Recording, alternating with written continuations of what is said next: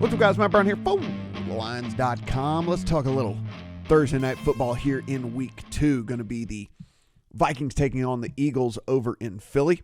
See right here, free preview article. Just go up here to NFL.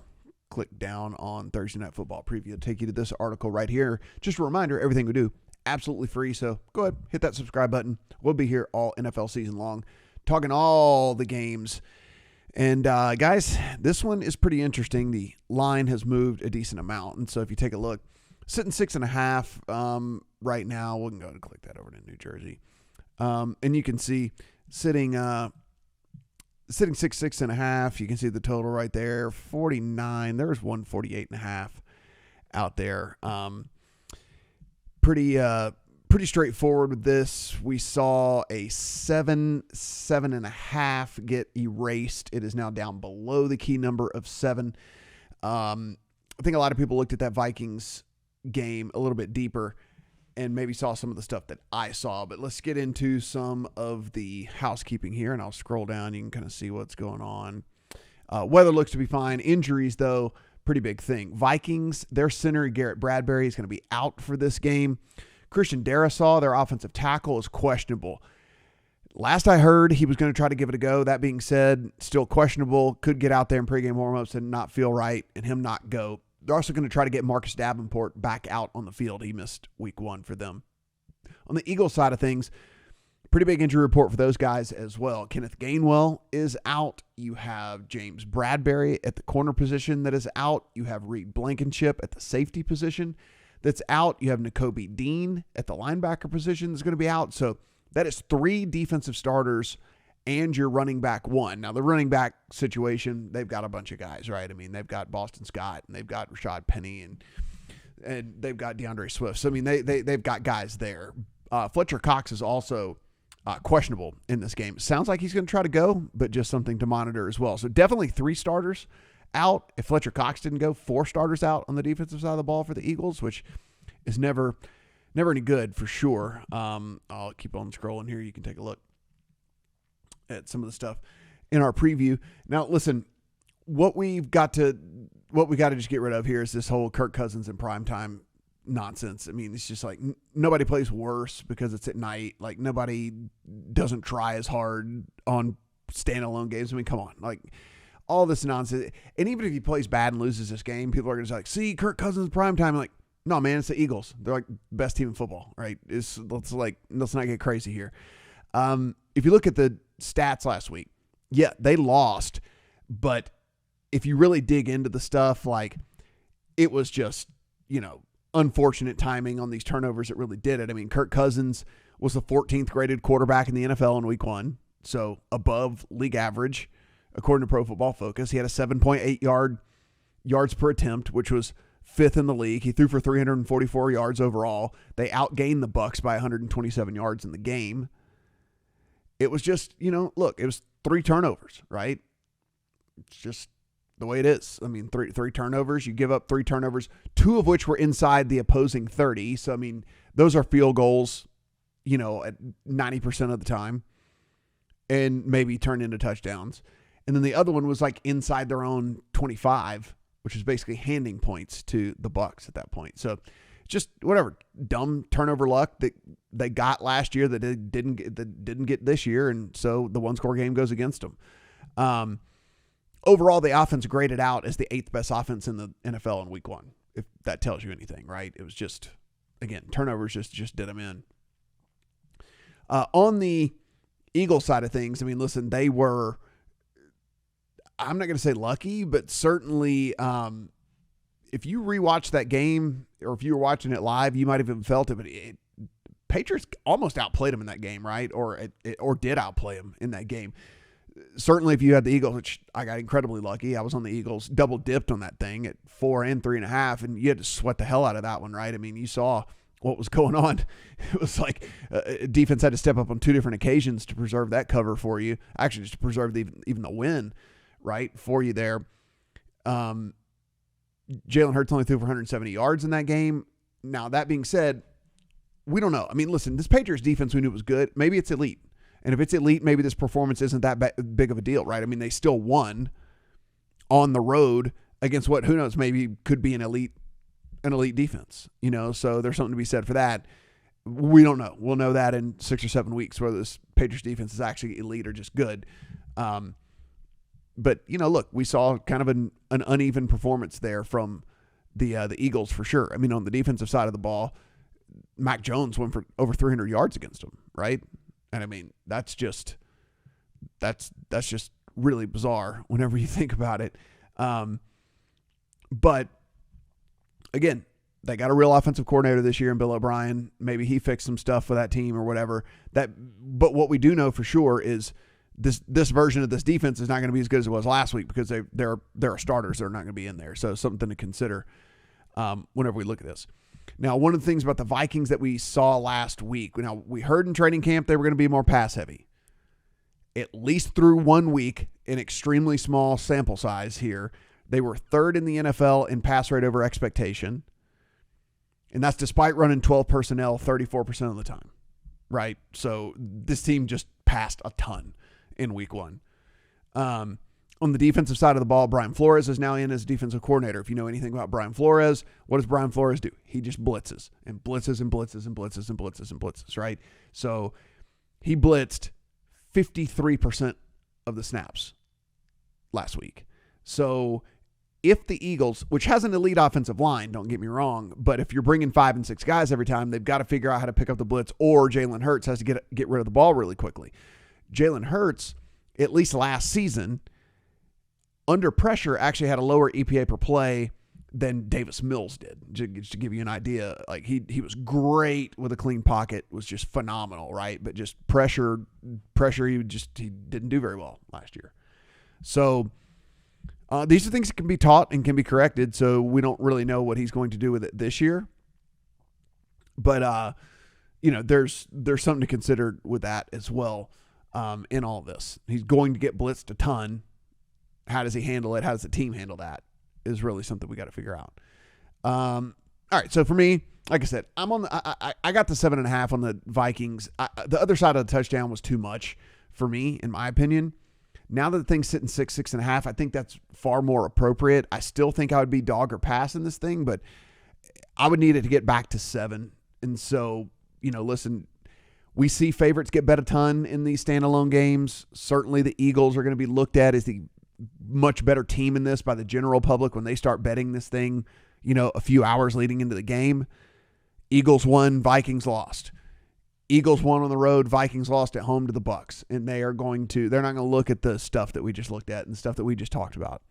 They're going to be looking at just the box score and maybe this Eagles team takes on some more money. If it gets back to a full touchdown, I think you could put the Vikings back in your account.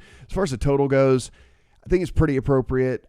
I just like Brett here. I have a little bit of a lean towards the under, but not a strong enough conviction to put it in the account. Because I do think there's a pathway to this going over. A lot of times when I bet unders, I'm pretty confident in the under, right? I mean, it's just there are so many factors that are leaning towards an under.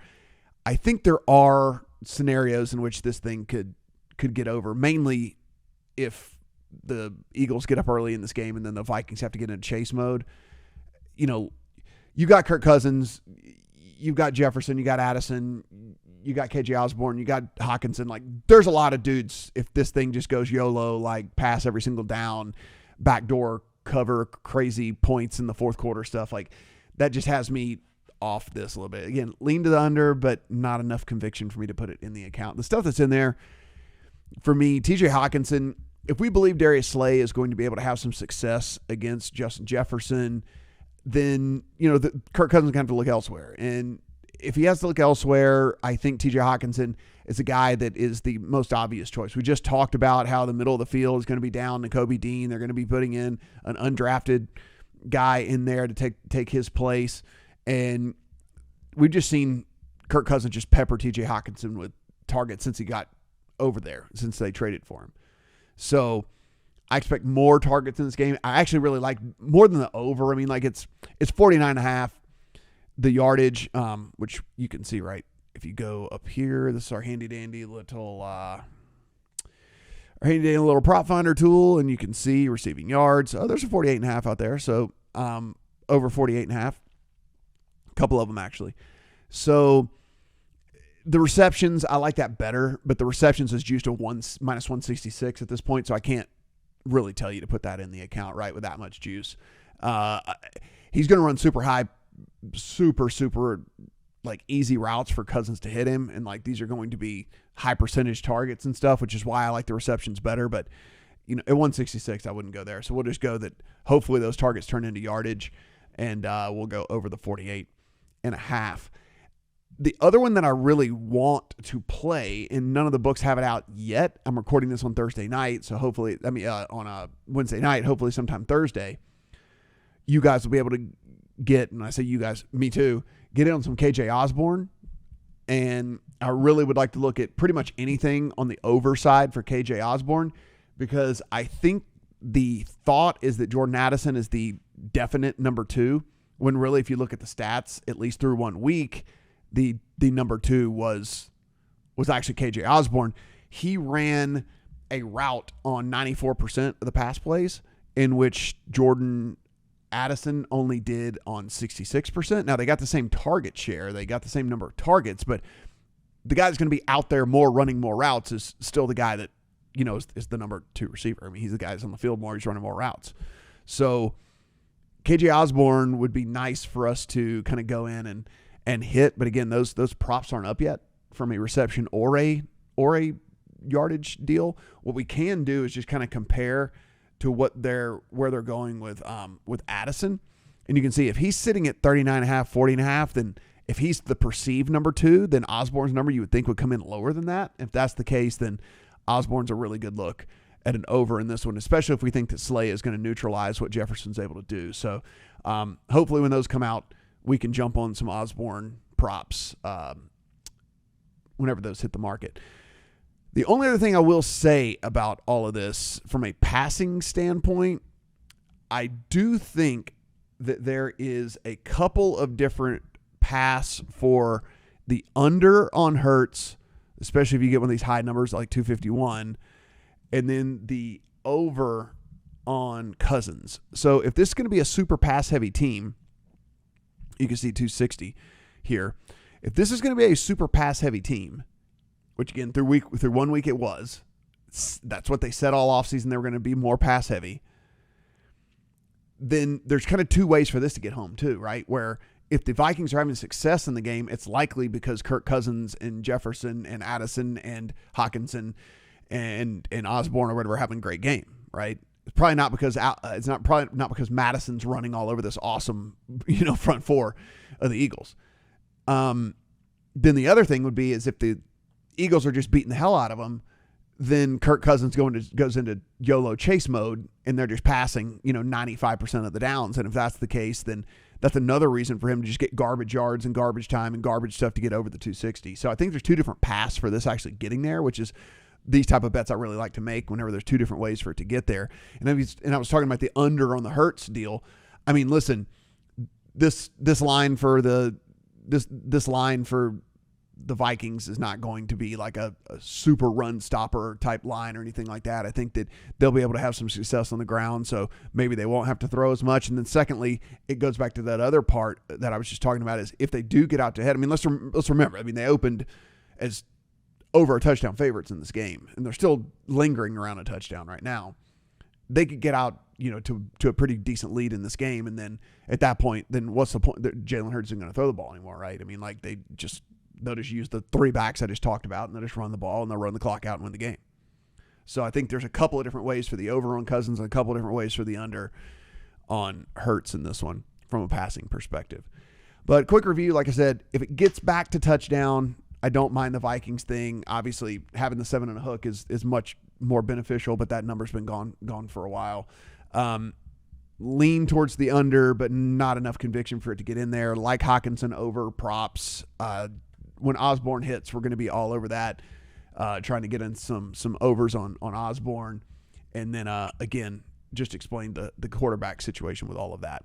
Again, guys, at the lines, everything we do, absolutely free. You can see all of this content that's going on over here. This is the little Discord button, upper right-hand corner. That is free as well. Everyone's in there talking about every sport all week long, basically all hours of the day. So be sure and go in and take a look at that as well. I mean, that's absolutely free. They run all kinds of free contests and stuff in there as well, free money, all that. So if you like free, then you should take a look at that as well. And of course, this is absolutely free. So do appreciate the support by hitting the subscribe on that and giving it a little thumbs up so we can get more people and have their eyeballs on this here very, very video channel. Guys, it's probably going to be an interesting one, right? I mean, we're going to find out what this Eagles team is made out of, and honestly, on the flip side, maybe even the Vikings too, right? I mean, were the Vikings completely just smoke and mirrors last season? Was there absolutely nothing to it? Or is this a team that's going to be able to keep some games close and fight? And certainly when we find them as kind of touchdown underdogs, a team that you want to be backing. So we'll look for that here on Thursday night. Good luck on all your Thursday night football bets.